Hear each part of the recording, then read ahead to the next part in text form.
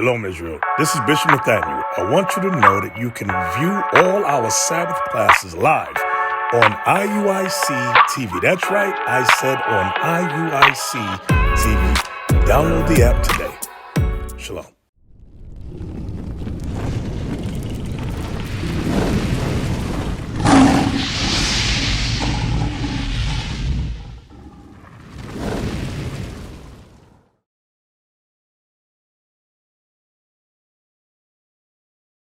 As your legs, they're a little lighter, right? But they still brown, right? You ain't got green feet down there? You ain't got blue feet? What about yellow? Nah. So they're the same color as your legs, as your arms, as your face, right? So it said Jesus Christ, he had feet like what? Like unto fine brass. You know what color brass is? You 13. You in band? You play any band instruments? You've seen one before though, right? Yeah. What color is a trumpet? A trumpet is like a gold color. It's like a goldish color, right? You seen a penny before? A penny, yeah. What color is a penny? Brown. It's a brown color, right? That's brass. That's brass. A gold brown color, right? Now, since his feet were like a gold brown color, we're going to see how gold or how brown that they were. Come on. As if they burned in a furnace. Have you ever burned anything before? No. You never cooked? Your mama cooked something? Yeah. Now, have you seen her burn it before? Yeah. What color does it turn when she burns something? Brown? It turns black, right? Oh, yeah, black. Whenever you see rice or bread, anything, whenever you burn it, it turns black, right? We're reading about Jesus Christ and it said his feet were like. As if they burned in a furnace. What's it saying about Jesus' feet? It was burning. What color is that? Black. It's black. That's right. So we're reading about a black Messiah in the Bible. So hold up. I want to ask you, which one of these looks closer to Jesus? This one does. So the question is, why have we been taught this? You see that? That's a good question. Now I got a question for you. You familiar with this history right here? You know what's going on in these pictures? They teach this in school anymore? Black History Month, what they teach you? They still have Black History Month in school? Yeah. So what y'all learn in Black History Month? How Is this racism right here? So you heard about how we had our backs beaten and whipped. We went on slavery on slave ships. We had yokes of iron on our neck. We were picking cotton in cotton fields. You know about this history? Yeah. Okay, now did this happen to all races on the planet? Who did this happen to? Only black people, right? So I want you to make a correlation. This only happened to black people. Where did we learn about the Christian religion from? From God? Now, it's a lot of good movies you can see about this. We learned the Christian religion, Christianity, from slavery. These books are for white folks. They're full of things your kind wouldn't understand. You're a special boy, Nathaniel. Study hard here. Your slaves sure do know how to behave. Well, they God-fearing. One of them's a preacher. People might pay good money to have them calm down a bit, especially by one of their own. I lead you to Peter 2:18. Submit yourselves to your masters, not only to those who are good and considerate, but also to those who are harsh. When they were teaching us racism, when they were beating our backs, when we were picking cotton in the cotton fields, that's when they had us go to church every Sunday and learn about white Jesus. That's why you thought whenever you first came up, this was Jesus. Because in the Christian religion, we learned that while we were picking cotton in the cotton fields. And this right here, what religion are you? You go to church? Yeah. You're Baptist, Jehovah's Witness? I get baptized before, but I am getting baptized soon. You get baptized soon. Okay, hold up. Now, so you go to a Baptist church. Okay, I want you to see. The Baptist religion, we learned that from John Smith in 1608. What do you notice about John Smith right here? He's white, right? So hold up. Let's put John Smith next to who we thought Jesus looked like. You see this? John Smith looked like who they taught us that Jesus looked like. I want you to see this image right here. I want you to come real close. This right here is what they taught us, a white image of Jesus. You see what's going on in this picture? I want you to explain to me what's going on in this picture. Who you see right here? You see Jesus, right? Who you see right here? You think you see Jesus. What's going on in this picture? He's taking an actual image or a depiction of Jesus and he's painting him white. So now in 1608, John Smith, he said, this right here, this is Jesus. And we took it and we accepted this religion as ours. 1608, where were black people? Uh-huh. Where were black people in 1608? Right here. Oh, racism? We were in racism. We were picking cotton in the cotton fields. We were getting our backs beaten. Our women were getting raped. Our young men were getting castrated.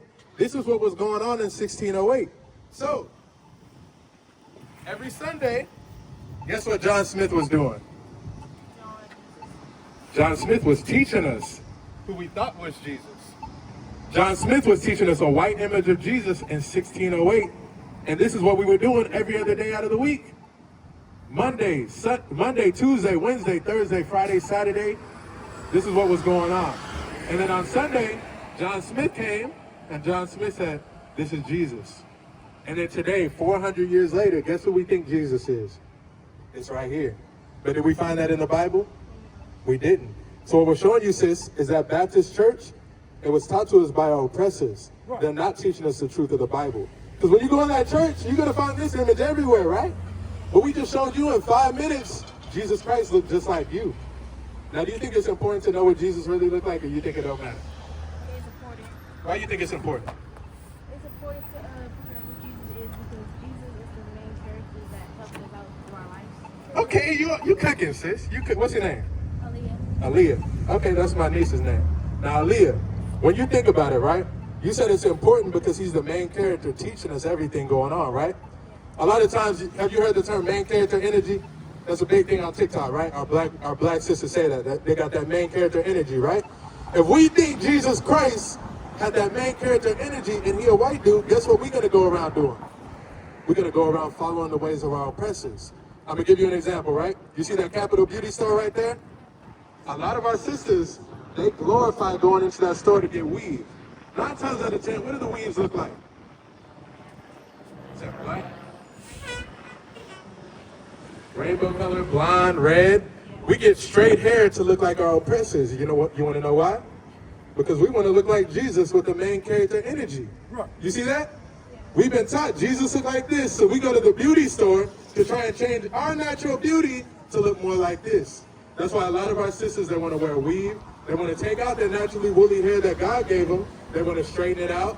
They want to try and get blonde hair, which is the color of our oppressors. They want to bleach their skin. Now, you 13, and I know already you've seen some of this stuff in middle school, right? You're in middle school? You're in high school? Okay. You've already seen some of this stuff in middle school, right? The weave, stuff like that. This stuff is because we've been taught by our oppressors what beauty is. Right. Wisdom of Solomon 13:3. I want to show you how important this is, sis, because when you understand you look like Jesus, you're not going to want weave. You're not going to want to bleach your skin and lighten your skin. You're not going to want to change how God naturally made you to be to look like him, to try and not look like your oppressors. This is why this is important, sis. Read. This is the book of Wisdom of Solomon, chapter 13 and verse 3. With whose beauty, if they being delighted, took them to be gods. Let them know how much better the Lord of them is. So God says, let them know how much better the Lord of them is, because we served a lot of idol gods. Who is the Lord? This is the Lord, right? Come on, read. For the first author of beauty had created them. You see that? It says God is the first author of beauty, and he created you, sis. He created the man, the black man, in his image, and from them came the woman. You understand that? In the image of the man. So God made you to be naturally beautiful, meaning you don't have to go to the beauty store and get the weave and get the straight hair to try and change to look like your oppressors. You don't have to do that. God said the woolly hair I gave you is naturally beautiful. You understand that? So God says you don't have to change the way that you look. Now, that's important because you said this is the main character, right? Now you understand that you look just like the main character. Right. And he's only coming to save you. You understand that? Now, when we've been taught this, go to Matthew 15. When we've been taught this, do you think this man's coming to save everybody? What you mean? Oh, right, yeah. You think he's coming to save everybody? Yeah. He loves everybody no matter what color, what race, right? You think so? Yeah. Now, if I also show you in the Bible something different, you going to believe what they taught you in church, or you going to believe the Bible? Okay, you on it, sis, you on it. Read. Matthew chapter 15 and verse 24. But he answered and said, I am not sent, but unto the lost sheep of the house of Israel. So this is Jesus talking right now. So who's talking out of these two images? This is Jesus Christ, the black Messiah, talking right now. He said, I'm only sent, but to who? But unto the lost sheep of the house of Israel. Does this sound like everybody to you? It sounds like everybody? Who's it sound like? Hold on. I want you to pay attention. To the lost sheep of who? Unto the lost sheep of the house of Israel. So Jesus said he's only coming to save the lost sheep of the house of Israel. That's not everybody, is it? Right. So the question is, who are the lost sheep of the house of Israel? This is a people. This is a people. So understand, Jesus Christ was an Israelite, right? He was a black man. So that means his people must be what color? Black people. What we're showing you says you come from Jesus Christ's lineage. That's right. I want you to see this sign right here. Where do you see yourself on this sign? Would you be so-called African American, Haitian, Jamaican, black? African American. So where do you see yourself? Right here, right? Judah. These are the 12 tribes of Israel. Right. You come from the tribe of Judah. This is the same tribe that Jesus Christ himself, the greatest man, the main character that ever walked the planet, he came from the same exact tribe you come from. I'm going to show it to you, Hebrews 7. Hebrews chapter 7 and verse 14. For it is evident that our Lord sprang out of Judah. You see that? There's evidence we read that Jesus Christ, he came from the same tribe, the tribe of Judah that you come from. This is important to know. Your lineage comes from the same people as Jesus Christ. Now we read earlier, Jesus Christ only came to save who? There you go, see? Now you're paying attention, Aaliyah. Jesus Christ only came to save the lost sheep of the house of Israel. If you see on this sign, that's the African Americans, that's the Jamaicans, that's the Haitians, that's the Puerto Ricans, the Cubans, Dominicans, Guatemalans, American Indians, Seminole Indians, Colombians, Mexicans, and the Argentinians. Jesus Christ didn't come to save everybody, did he? Across the earth, the prophets move. From city streets to distant lands, the message is the same. Israel must rise. Through every quest, every journey, the truth spreads. No border can contain it. No distance can silence it. Our nation lives in every moment. In joy, we celebrate marriages. In sorrow, we honor our dead. On the Sabbath, we gather as one. Families rejoicing together, bound by the commandments of God. Yet are we tried. From the stones in Kenya to the hatred in Montana, we endure as a soldier of the Lord. And still, the mission expands.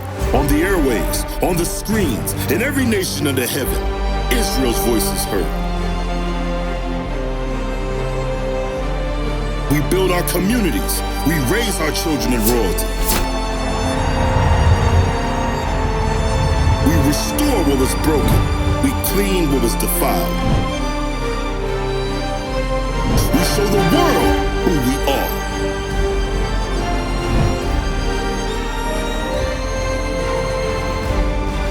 This is Israel united in Christ. Nation in motion. Nation endures.